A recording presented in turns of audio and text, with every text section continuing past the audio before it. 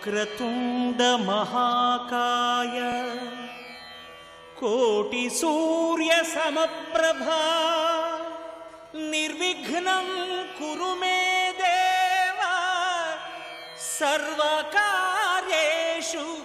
సర్వదా. భండాసురుడు ఏం చేశాడంటే, ఒక్కొక్క అస్త్రం ఉంటుంది లోకంలో, ఆ అస్త్రం ప్రయోగించినప్పుడు ఒక్కొక్క ఫలితం ఉంటుంది. అలా ఆ రోజుల్లో అస్త్రాలు ఉండేవి, ఆ శబ్దశక్తి మంత్రము చేత పనిచేస్తాయి. అలా ఆయన ఏం చేశాడంటే, అమ్మవారి యొక్క అగ్ని కోటలోకి మహాగణేశ యంత్రాన్ని విసిరి, అది ఆ కోటలో ఎవరికీ కనపడకుండా ఒక మూల మట్టిలో కప్పెట్టేశాడు. ఇప్పుడు అది పైకి కనపడదు, యంత్రం లోపల పెట్టేస్తారు. యంత్రాన్ని ఇప్పుడు పైన పెట్టరు, యంత్రం భూమి లోపల పెడతారు. కానీ దాని శక్తి పైకి వస్తూ ఉంటుంది, వచ్చి ఆ కార్యక్రమాన్ని అంతటిని నడిపించేస్తూ ఉంటుంది. ఆ శక్తి ఉంటుంది యంత్రానికి. వాడు మహాగణేశ యంత్రాన్ని పెట్టాడు భండాసురుడు. ఆ యంత్రం ఎప్పుడైతే పెట్టాడో అమ్మవారి సైన్యం అంతట్లో ఒక ఆలోచన వచ్చింది. అసలు మనం ఎందుకు చేయాలి ఈవిడ పనుకున్న యుద్ధం? మనందరం యుద్ధం చేయడం ఏమిటి? ఈవిడ మనకి చక్రవర్తిని ఏమిటి? మనం ఎందుకు యుద్ధం చేయాలి? మనం చెయ్యొద్దు, మనందరం కూడా ఆయుధాలు విడిచిపెట్టేసి దూరంగా పోదాం అని వాళ్ళందరూ ఆయుధాలు విడిచిపెట్టి వెళ్ళిపోయారు. యుద్ధంలో అమ్మవారి పనుకున్న యుద్ధం చేసేటటువంటి సైన్యం లేకుండా పోయింది. ఎంత ఆశ్చర్యం! అప్పుడు అమ్మవారు ఆలోచించింది, ఎందుకు ఇలా జరిగిందని. ఓ, మహాగణేశ యంత్రాన్ని పెట్టాడు వాడు. ఆ విఘ్న యంత్రాన్ని పెట్టడం వల్ల నా సైన్యం అంతా కూడా నా పట్ల విముఖులైపోయారు. నాకు విఘ్నం వచ్చింది. ఇప్పుడు నా సైన్యం నాకే ఉపకారం చేయట్లేదు. విఘ్నం వచ్చిందా లేదా? ఇది పోగొట్టాలంటే ఒక్క విఘ్నేశ్వరుడు పోగొట్టాలి. ఆవిడేం చేసింది, మళ్ళీ అవతారంగా రావాలి అంటే ఆయన అంతకు ముందు లేనివాడు అనుకోకూడదు, ఎప్పుడూ ఉంటాడు, అవతారంగా వస్తూ ఉంటాడు. విఘ్నేశ్వరుడు పుట్టడం కోసం ఆవిడేం చేసింది, తన భర్త మహాకామేశ్వరుడు ఉన్నాడు, ఆయన ఇటు కుడి పక్కన కూర్చుంటే ఎడం పక్కన అమ్మవారు కూర్చుంటుంది. ఒక్కసారి కామేశ్వర ముఖాలోక కల్పిత శ్రీ గణేశ్వర చదువుతున్నారు కదా లలితా సహస్రంలో మీరు. మహాకామేశ్వరుడి వంక ప్రేమతో చూసింది నవ్వుతూ. మహాకామేశ్వరుడు మహాకామేశ్వరి లలితా పరాభట్టారిక వంక ప్రేమతో చూశాడు. ఇద్దరు నవ్వుతూ ఒకళ్ళనొకళ్ళు చూసుకునేటప్పటికీ ఇద్దరి నవ్వుల యొక్క కాంతులలోంచి విఘ్నేశ్వరుడు పుట్టాడు. ఒక్కసారి అమ్మకి నమస్కారం చేసి, మీకు చెప్పే కదా సదాబాల రూపాపి, అందుకు శంకరాచార్యులు వారు అంటారు పిల్లవాడిగానే ఉపకారం చేస్తామని. అందుకే పిల్లలు కొబ్బరి చెక్క తింటే ఆయనకి అంత ఇష్టం. మీకు విచిత్రం ఏంటంటే, విఘ్నేశ్వరుడికి నైవేద్యం పెట్టినటువంటి ప్రసాదాన్ని ముందు పిల్లలకి పెట్టకుండా పెద్దవాళ్ళు తినేస్తే ఆయన చికాకు పడతాడు.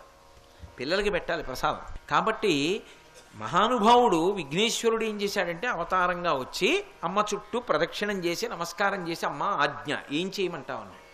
ఒరేవాడు విఘ్నయంత్రాన్ని తీసుకొచ్చి అగ్నిప్రాకారంలో ఎక్కడో పాతిపెట్టాడురా, నా సైన్యం అంతా నాకు విముఖులైపోయారు, ఆ యంత్రాన్ని పగలగొట్టేయండి అమ్మవారు.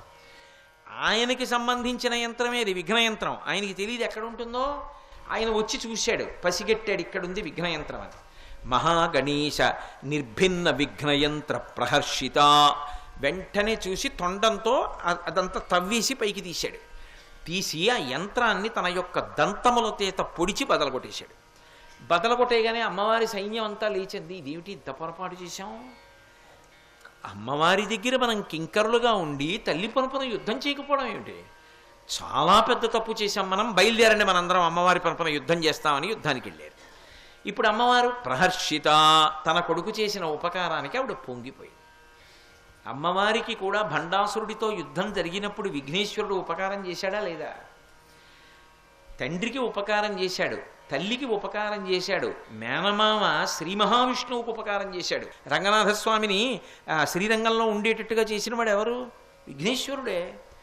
అంతేకాదు, ఒకప్పుడు శ్రీ మహావిష్ణువు రామావతారంలో వచ్చారు. వచ్చి నవపాషాణం అని చెప్పి క్షేత్రం తమిళనాడులో రామేశ్వరం వెడుతున్నప్పుడు ఆ నవపాషాణం దగ్గర నుంచి సముద్రం మీద సేతువు కట్టి లంకాపట్టణానికి వెడదాం, యుద్ధం చేద్దాం అనుకున్నాడు. అనుకుని పక్కనే ఉప్పూరు అని ఒక క్షేత్రం, ఇప్పటికీ కూడా ఎన్ని కష్టాలున్న వాళ్ళు కూడా ఉప్పూరు ఎడుతూ ఉంటారు. ఉప్పూరులో విఘ్నేశ్వరుడికి గుడి ఉండదు, తొండి వినాయకుడు అంటారు. ఆయన పందిట్లో ఉంటాడు, తాటాకు పందిట్లో ఉంటాడు. ఆయన దర్శనం చేసి ఆయనకి నమస్కారం చేస్తే ఇక్కట్ల నుంచి బయటకు వస్తారంటారు. ఆ ఉప్పూరు పక్కనే ఉంది, నవపాషాణం పక్కన. ఆ ఉప్పూరు వెళ్ళి రామచంద్రమూర్తి విఘ్నేశ్వరుడికి నమస్కారం చేసి ఇక్కడి నుంచి నేను సేతువు కడుతున్నానన్నాడు. వెంటనే మేనమామ కదా మరి శ్రీ మహావిష్ణువు రామావతారంలో వచ్చారు, మనుష్యుడిగా ప్రవర్తిస్తున్నాడు, అందుకని మేనమామనంటే ఒప్పుకోడు. అందుకని విఘ్నేశ్వరుడు ప్రత్యక్షం అయ్యి అన్నాడు, ఇక్కడి నుంచి కట్టద్దు, ఇక్కడి నుంచి సేతువు కడితే చాలా దూరం అవుతుంది, ఇంతకన్నా కొంచెం దక్షిణంగా ముందుకు వెళ్ళి అక్కడి నుంచి సేతువు కట్టు, కడితే ఇది తిన్నగా లంకాపట్టణంలో రావణాసురుడి అంతఃపురం ముందుకెడుతుంది, నీకు కష్టం తగ్గుతుంది, దూరం తగ్గుతుంది, లంకాపట్టణం యొక్క కీలకమైన ప్రాంతానికి సేతువు చేరుతుంది, అందుకని అక్కడి నుంచి సేతువు కట్టన్నాడు. అక్కడి నుంచి రాముడు సేతువు కట్టి ప్రయాణం చేసి వెళ్ళాడు.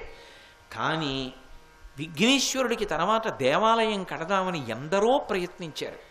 కానీ అక్కడ గుడి కడదామన్నా, గోడ కడదామన్నా, తలుపు పెడదామన్నా ఆయన ఒప్పుకోడు, విఘ్నం వస్తుంది. ఎందుకని అంటే చాలామందికి కలలో కనపడి చెప్పాడు, నా మేనమామ రామచంద్రమూర్తిగా అవతారంలో ఉన్నప్పుడు మా అత్త సీతమ్మ కనపడలేదని ఎంతో బెంగ పెట్టుకొని కాలినడకన వెడుతూ ఇక్కడి నుంచి సేతువు కట్టడానికి నన్ను పూజ చేశాడు. అంత బాధపడుతున్న నా మేనమామే నాకు జ్ఞాపకానికి వస్తుంటాడు. అందుకే నా మేనమామ బాధలో ఉండి నా దగ్గరికి వచ్చాడు కాబట్టి నేను గుళ్ళో ఉండను, పందిట్లోనే ఉంటాను. ఆయన ఎలా అరణ్యవాసం చేశాడో నేను అలా పందిట్లో ఉంటానని ఇప్పటికీ ఉప్పూరులో విఘ్నేశ్వరుడు, తొండి వినాయకుడు పందిట్లోనే ఉంటాడు. అంత అద్భుతంగా ఒకానొకప్పుడు శ్రీ మహావిష్ణువుకు ఉపకారం చేశాడు. ఆయన తమ్ముడు సుబ్రహ్మణ్యుడికి ఉపకారం చేశాడు. ఇందువల్ల వల్లీదేవిని వివాహం చేసుకోవాలని సుబ్రహ్మణ్యేశ్వర స్వామి ఎంతో ప్రయత్నించారు. కానీ వల్లీదేవి ఎప్పుడూ సుబ్రహ్మణ్యుడితో మాట్లాడేది కాదు. ఆమె ఒక గిరిజన నాయకుడు, అంటే అరణ్య ప్రాంతంలో ఉండేటటువంటి శబరులు బోయవాళ్ల రాజు యొక్క కుమార్తెగా అవతారం తీసుకుని వచ్చింది.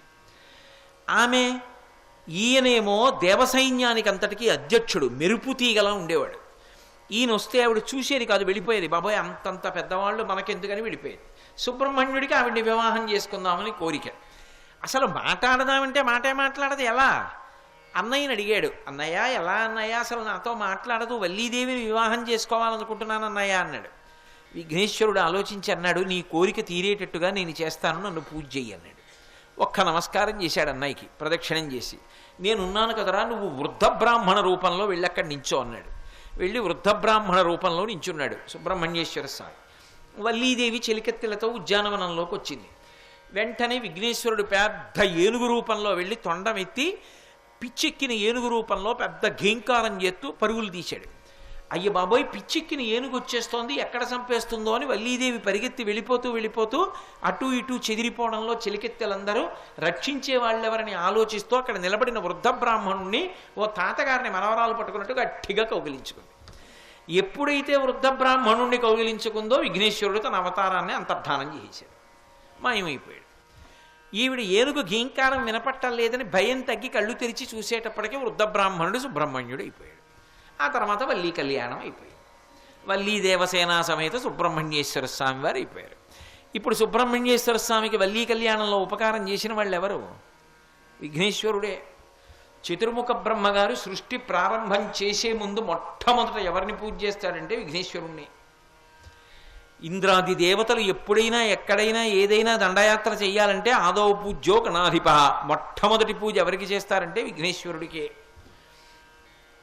ఇంతమందికి ఇన్ని ఉపకారాలు చేశాడు. అంతవరకు ఎందుకు? మేనమామ శ్రీమన్నారాయణమూర్తి కృష్ణ భగవానుడుగా వస్తే ఆ సత్రాజిత్తు యొక్క తమ్ముడైనటువంటి ప్రసేనుడితో కలిసి వెళ్ళినప్పుడు ఆ చవితినాడు చంద్రబింబాన్ని చూసినందుకు అపనిందలు వస్తే పోగొట్టుకోవడానికి ఉపకారం చేసిన వాడు ఎవరు? వినాయక చవితి వ్రతం చేస్తే మేనల్లుడైన విఘ్నేశ్వరుడే. ఆయన చేత ఉపకారమును పొందని వాళ్ళు ఎవరున్నారు లోకంలో? ఆయన అందరికీ ఉపకారం చేస్తుంటాడు. ఆయన చేసే ఉపకారం ఏమిటి? పెద్ద ఉపకారం. ఆది అంటే ఆయనకి భార్యలు సిద్ధి బుద్ధి, అదే ఆయన చేసే మహోపకారం. మీరు ఎక్కడ చెప్పండి, అందుకే లక్ష్మీ గణపతి స్వరూపం వచ్చింది లోకంలో. శ్రీ సూక్తంలో 6 లక్ష్ముల్ని చెప్తారు.